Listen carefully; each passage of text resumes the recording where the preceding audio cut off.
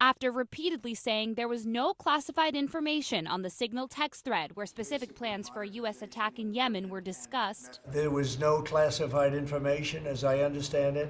Nobody's texting war plans. There was no intelligence information. The Atlantic editor-in-chief Jeffrey Goldberg, the journalist added to the chat by National Security Advisor Mike Waltz, released a transcript of the text messages that showed Defense Secretary Pete Hegseth detailing military plans. In one text, Hegseth gives a timeline of the attack and details which fighter jets would be used.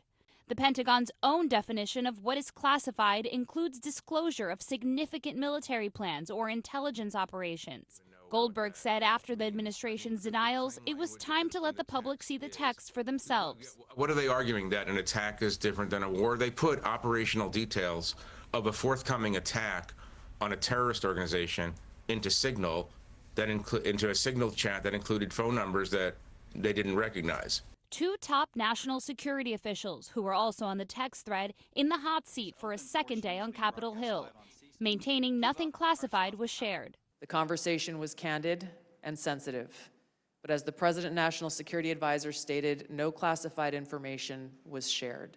Democrats demanding answers and firings. No acceptance of responsibility.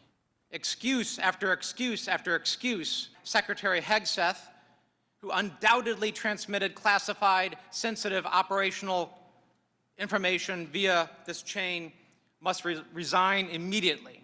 Republicans now weighing in. Congressman Don Bacon telling NBC News, quote, "The White House is in denial that this was not classified or sensitive data. They should just own up to it and preserve credibility." And this afternoon, Senator Roger Wicker, the chair of the Armed Services Committee, saying the information was so sensitive, I would have wanted it classified. And he and Democrat Jack Reed are asking the Trump administration to expedite an Inspector General report into the controversial group chat. And while lawmakers here on Capitol Hill demand accountability, it is important to note that Michael Waltz, who is the National Security Advisor, said in an interview that he takes full responsibility for adding Jeffrey Goldberg, the Atlantic journalist, to the Signal chat, but Waltz claims that he doesn't know Goldberg or have his number. In Washington, Julie Tsirkin, NBC News.